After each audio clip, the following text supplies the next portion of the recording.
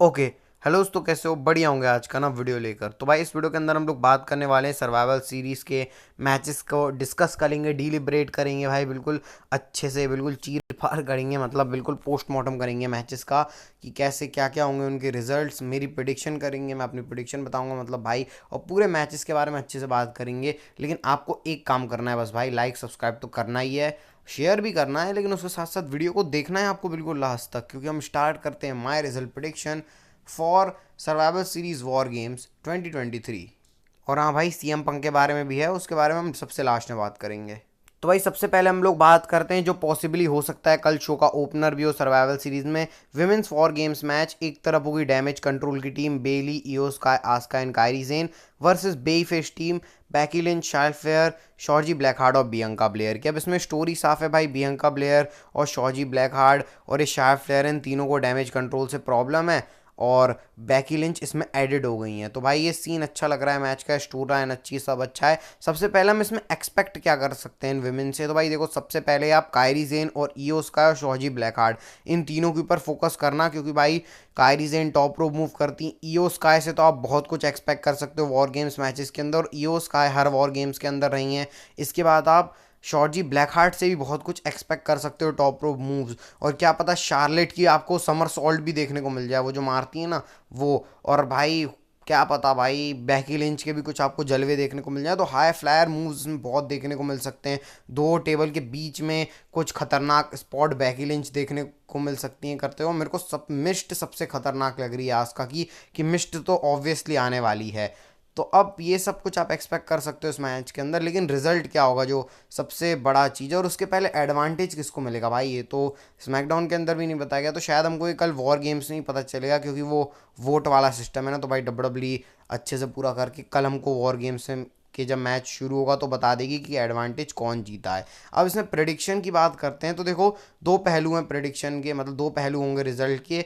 अगर damage control जीती तो इसका मतलब ट्रिपल एच को, डैमेज कंट्रोल को एज अ फैक्शन आगे ले जाना है, क्योंकि एक लौती विमेंस डिवीजन में अच्छी फैक्शन चल रही है, वो डैमेज कंट्रोल है। लेकिन अगर बेईफेस टीम जीतती है तो फिर बेली डैमेज कंट्रोल से ऑफिशियली बाहर जा सकती हैं। अब इन दोनों में से कुछ एक ही चीज़ होगी, और मैं इतना दिमाग लगा रहा हूँ, पिछले बार ही वॉर गेम्स के अंदर ये दोनों टीमें भिड़ी थी, लेकिन वो अलग थे, लोग अलग थे। डैमेज कंट्रोल में पिछली बार रिया रिप्ली वगैरह थी, आपको पता ही है यार सब, ठीक है, आपको पता ही है मतलब पिछले साल का वॉर गेम्स का सीन। तो भाई पिछले बार बियंका ब्लेयर की टीम जीती थी, जिसमें बैकी लिंच थी वहाँ पर, तो और आस्का भी उसी टीम का हिस्सा थी। तो क्या इस बार उल्टा रिजल्ट हो गया, इस बार भी बियंका ब्लेयर जीतेंगी? तो रिजल्ट तो अनप्रिडिक्टेबल है, लेकिन मैं थोड़ी सी आउटसाइड चॉइस की तरफ जाता हूँ। शायद यही हो कि डैमेज कंट्रोल इस मैच में जीत जाए या हार जाए। मैं पिक कर रहा हूँ बेई फेस टीम को, फिर भी भाई मैं प्रिडिक्ट कर रहा हूँ बियंका ब्लेयर, शायर फ्लेयर, बैकी लिंच और शॉर्जी ब्लैक हार्ट को। इवन बैकी लिंच और शायर फ्लेयर की पट नहीं रही है, फिर भी मैं इनको पिक कर रहा हूँ, क्योंकि बेफिश टीम है। और इसके बाद हो सकता है डैमेज कंट्रोल बेली के ऊपर टर्न कर जाए, और फिर बेली ऑफिशियली डैमेज कंट्रोल से बाहर हो जाए, ऐसा मेरे को लग रहा है। क्योंकि अब बेली को डैमेज कंट्रोल में रखने का कोई मतलब है नहीं, क्योंकि बेली मैचेस तो हार रही है, कल भले ही, आज भले ही जीती स्मैकडाउन के ऊपर, लेकिन डैमेज कंट्रोल बिना बेली के थोड़ा ज़्यादा अच्छा लगेगा डेकोटा काय के साथ, क्योंकि बेली अब उसके ऊपर उतनी सूट कर नहीं रही हैं। बेली अपना बेई फिश टर्न कर जाएं, क्योंकि बहुत टाइम से हमने उनको हील देखा। और ट्रिपल एच की थिंकिंग के हिसाब से तो भाई मेरे को लग रहा है कि इसमें बियंका ब्लेयर की टीम जीतेगी। अब मैं गलत भी हो सकता हूँ, लेकिन लग तो भाई यही रहा है।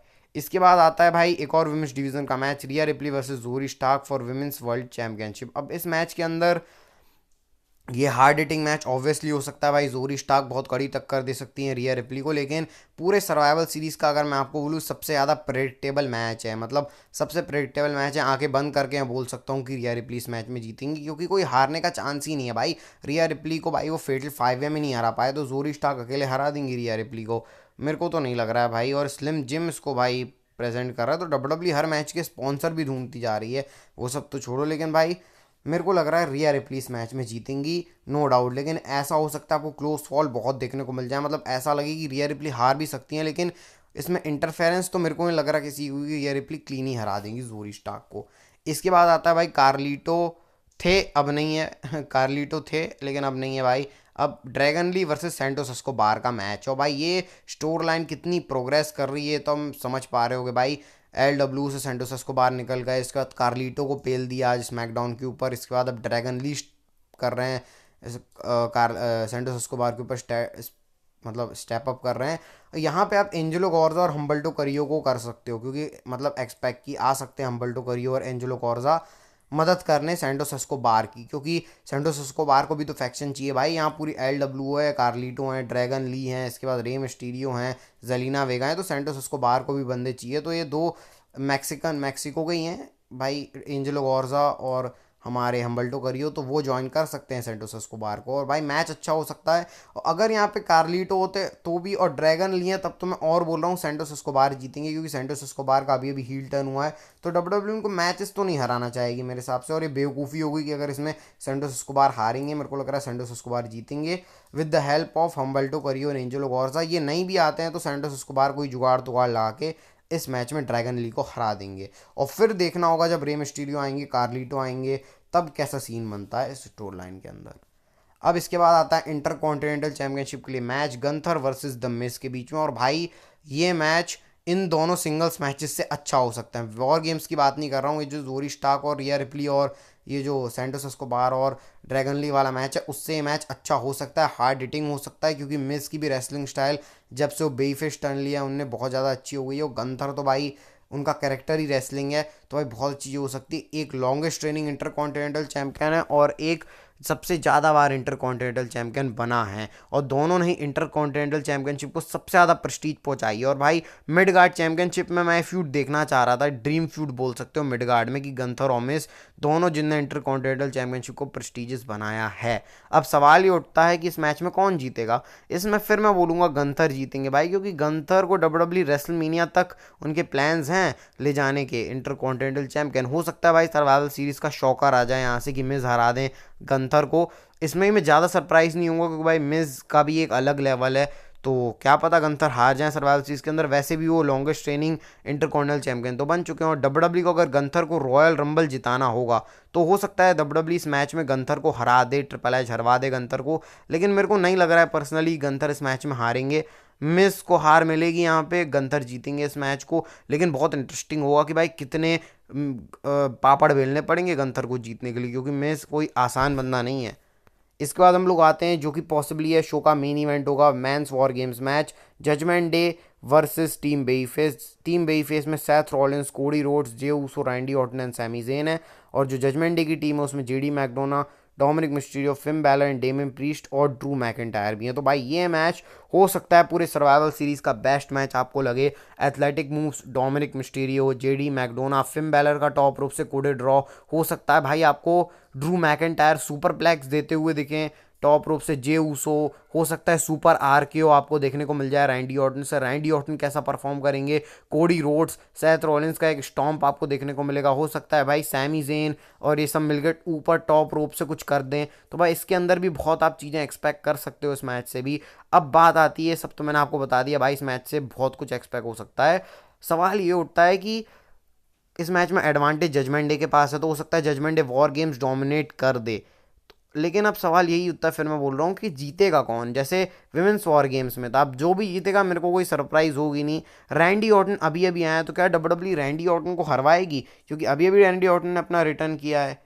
तो भाई WWE रैंडी ऑर्टन को हरवा देगी डेम प्रीस्ट इन सबसे, मेरे को चांस इसका भी नहीं लग रहा। और क्या जजमेंट डे हार जाएगी, क्योंकि जजमेंट डे भी फैक्शन है। और क्या WWE जजमेंट डे को तोड़ते हुए देख रही है, समझ में तो नहीं आ रहा है भाई क्या होने वाला है। मैं इसमें क्या प्रेडिक्ट करूँ समझ में नहीं आ रहा। मतलब अगर मैं रैंडी ऑर्टन वाली टीम को प्रेडिक्ट करूंगा तो भी दिक्कत है, जजमेंट डे वाली टीम को प्रेडिक्ट करूंगा तो भी दिक्कत है, ड्रू मैकिंटायर का अभी अभी हील टर्न हुआ है। तो भाई बहुत कुछ इसके अंदर खिचड़ी चल रही है। लेकिन मैं प्रेडिक्ट फिर से एक बेईफेस टीम को करूंगा, रैंडी ऑर्टन वाली टीम को। रैंडी ऑर्टन, सैमी ज़ेन, जे ऊसो और हमारे सेथ रॉलिंस और कोडी रोड्स की ये जुगाड़ तुगाड़ निकाल के, रैंडी ऑर्टन भी है इनकी टीम में, तो ये जीत जाएंगे। अब देखो पिन फॉल होने के लिए बहुत सारे लोग हैं, जरूरी नहीं कि ड्रू मैकिंटायर को पिन फॉल करना पड़े। डोमिनिक है, जेडी मैकडोना है, और अगर बेईफेस साइड से भी देखें तो सैमी ज़ेन है, इनको पिन फॉल किया जा सकता है हराने के लिए। लेकिन मैं फिर भी बोलूँगा भाई कि team Seth Rollins, Cody Rhodes, Randy Orton, Jey Uso और सैमी ज़ेन की टीम जीतेगी और जजमेंट डे को हरा देगी।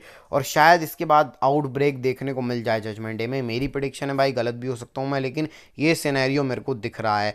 तो भाई ये थी मेरी प्रेडिक्शन सर्वाइवल सीरीज की। लेकिन जाते आते आपको CM पंक के बारे में बात बताना जरूरी है। तो भाई सबसे पहले आप अपने स्क्रीन के ऊपर देख सकते हो भाई, स्पॉटिफाई के ऊपर रेसलिंग ऑक्स की तरफ से ट्वीट था, उसके अंदर भाई ये कट ऑफ पर्सनालिटी के अंदर कुछ कुछ रिमिक्स ऐड हुए हैं। मतलब ये जो गाना है ना सीएम पंक जिससे एंट्रेंस करते थे कल्ट ऑफ पर्सनालिटी, इसके अंदर पता नहीं भाई कोई रिमिक्स ऐड हुए हैं और अभी ये ऐड होने थे। मतलब कोइंसिडेंस तो देखो भाई, सीएम मतलब ये अभी 2-3 महीने पहले 2-3 महीने बाद हो सकते थे, लेकिन जब सीएम पंक के सबसे ज्यादा आने के चांसेस हैं तभी हुआ है। और भाई जाते आते मैं आपको 2-3 रेफरेंस ही बताता हूँ स्मैकडाउन के। सबसे पहला रेफरेंस भाई कोरी ग्रेव्स पूछते हैं कि भाई आजकल ये क्या चल रहा है डब्ल्यूडब्ल्यूई पूरे इसके अंदर, तो भाई माइकल कोल बोलते हैं ट्विटर के ऊपर आजकल बहुत कुछ चल रहा है, एक्स के ऊपर आजकल बहुत कुछ चल रहा है। और एक्स के ऊपर क्या चल रहा है भाई, सीएम पंक का। और एक बार केविन ओवंस के प्रोमो में मॉन्स्टर्स ऑफ ऑल मॉन्स्टर्स करके कुछ केविन ओवंस ने बोला था, ये भी रेफर करता है सीएम पंक के पुराने प्रोमो से। तो भाई आज के स्मैकडाउन के अंदर भी सीएम पंक की बातें हुई हैं और जितना भाई बता सकता था मैंने आपको बता दिया। लास्ट बार मैं आपको कुछ बता रहा हूँ भाई, इस मूवमेंट को जियो आज के पूरे दिन को कि भाई सीएम पंक आ रहे हैं नहीं आ रहे हैं। और भाई बहुत कॉन्फ्लिक्ट चल रहा है इसके बेसिस पर, और अगर कल सीएम पंक नहीं आए तो ऐसा आउटब्रेक होने वाला है ना पूरे रेसलिंग वर्ल्ड डब्ल्यूडब्ल्यूई के अंदर, बहुत कुछ होने वाला है भाई। और अगर आपको ये वीडियो अच्छी लगी तो भाई ऑब्वियसली इस वीडियो को लाइक चाहो सब्सक्राइब करके बेल नोटिफिकेशन बेल को दबा देना भाई। मिलते हैं कल सीधे सर्वाइवल सीरीज की रिव्यू के साथ, सीएम पंक आ रहे हैं नहीं आ रहे वो सब बात करेंगे तभी। और तब तक भाई हेल्थ का ध्यान रखना क्योंकि हेल्थ इज़ वेल्थ, और मिलते हैं तब तक, बाय बाय भाई।